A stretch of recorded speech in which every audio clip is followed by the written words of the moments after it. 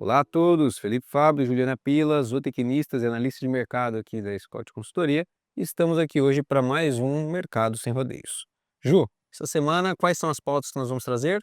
Bom, essa semana que é uma semana foi uma semana um pouco mais curta, né, a gente achou que ia ter pouco assunto aqui para comentar com vocês, no entanto, tivemos vários acontecimentos que podem vir a influenciar o mercado, né. Acho que o primeiro deles que a gente pode abordar aqui é com relação à suspensão de 3 plantas frigoríficas, né, de exportação de carne bovina para a China, né. É isso aí, nós tivemos no meio dessa semana, no fim do carnaval, acho que a China virou uma odiadora do carnaval brasileiro, porque ano passado foi assim, esse ano de novo.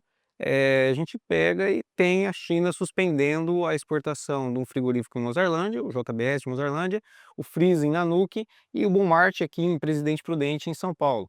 E isso levantou aquela preocupação do mercado com relação à pressão de baixa à cotação da arroba do boi gordo, se isso chegaria a impactar o preço da arroba do boi gordo.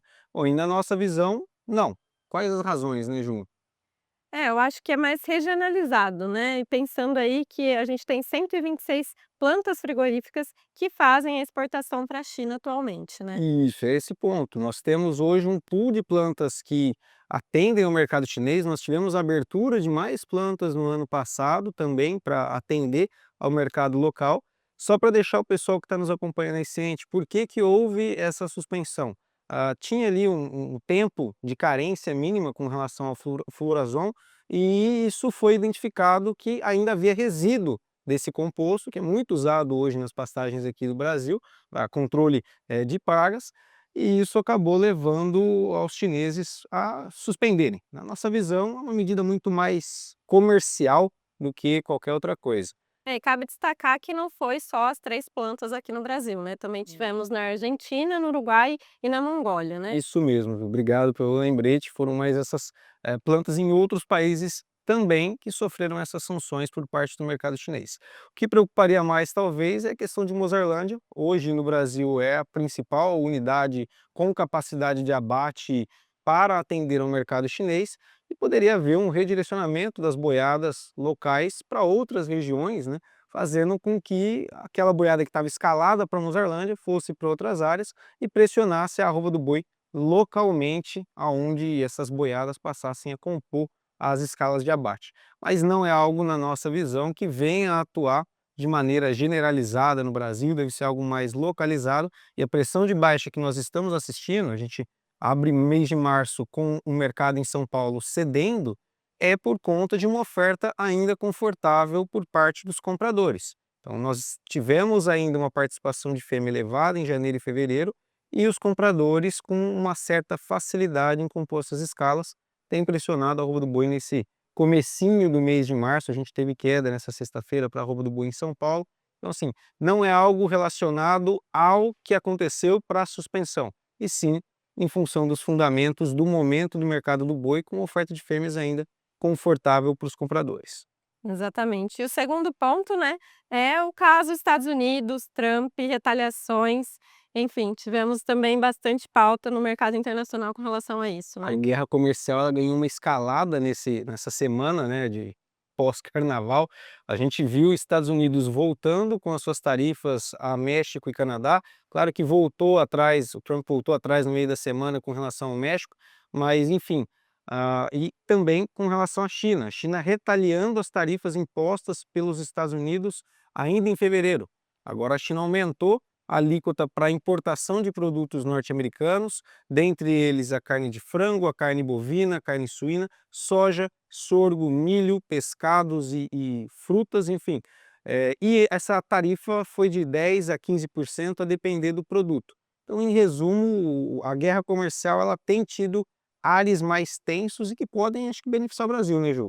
Exatamente, se a gente pensar aí na carne de frango e na carne suína, a China é nosso principal comprador, né, foi nosso principal parceiro em 2024, vem sendo nosso principal parceiro agora em 2025, e com isso, né, com essas tarifas, nosso produto acaba ficando mais competitivo, né. E pensando na carne bovina, acho que também é mais ou menos nesse cenário, né. É nesse cenário e pegando aí um ponto importantíssimo.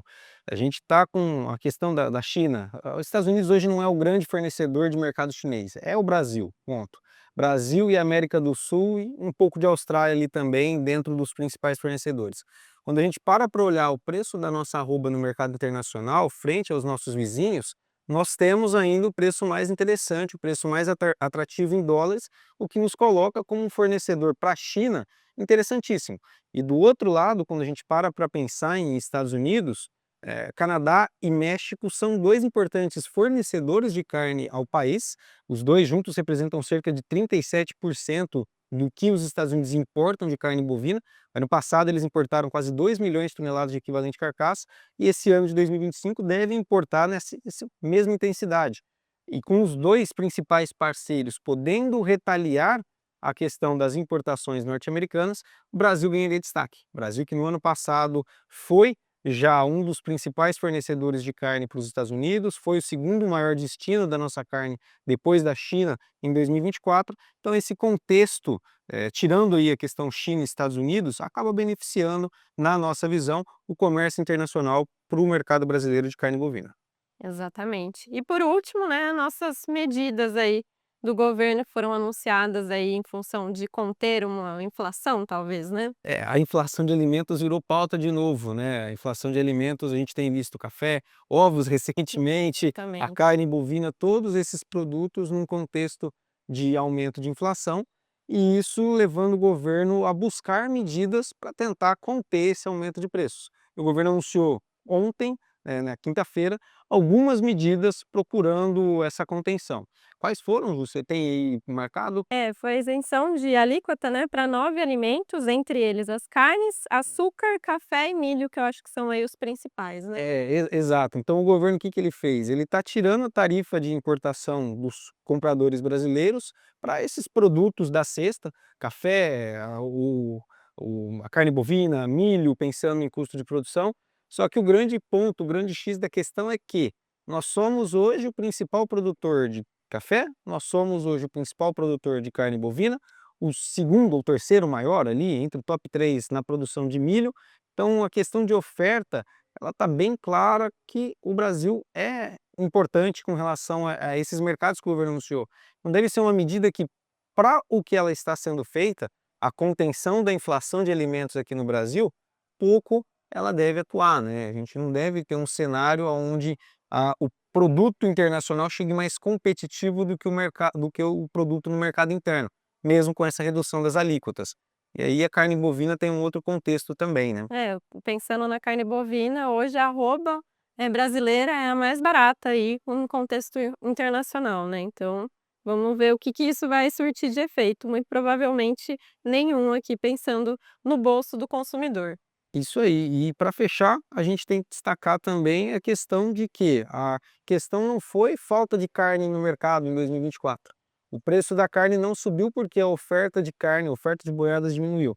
O 2024 foi um ano de recorde de produção, recorde de exportação e recorde de disponibilidade interna de carne bovina. É que nós tivemos uma conjuntura macroeconômica no país, com medidas relativamente artificiais, que aumentaram o poder de compra da população, diminuímos a questão do desemprego no Brasil. PIB, saíram os dados hoje, aumentando 3,4% o produto interno bruto do Brasil. Então a economia brasileira ela cresceu, só que a dúvida é se foi de uma maneira saudável para o longo prazo ou artificial. A gente vê a dívida pública aumentando também, numa toada descompassada, e é isso que tem preocupado o setor. Com o aumento dessa economia brasileira em 2024, o consumidor no final do ano procurou mais a carne bovina, os preços dispararam, mas a oferta no ano ela foi muito boa. Então a gente tem que destacar isso e levar isso também em consideração para quem está nos acompanhando. Exatamente, acho que eram esses os pontos, né. Era isso aí. Então é isso pessoal, muito obrigada pela sua atenção e até a próxima. É isso aí, pessoal. Um forte abraço e, por fim, um convite aí entre os dias 8 e 11 de abril. Lembrando a todos vocês, estaremos em Ribeirão Preto e encerrando o nosso encontro de confinamento e criadores lá em Barretos. Para maiores informações, confinamentoerecria.com.br. A grade com os palestrantes já está começando a ser divulgada. Você já pode ter mais informações a respeito de preço, ingresso. Corre que a virada de lote também já está próxima. A gente está com inscrições bem aquecidas nesse 2025. É isso aí, não fique de fora dessa.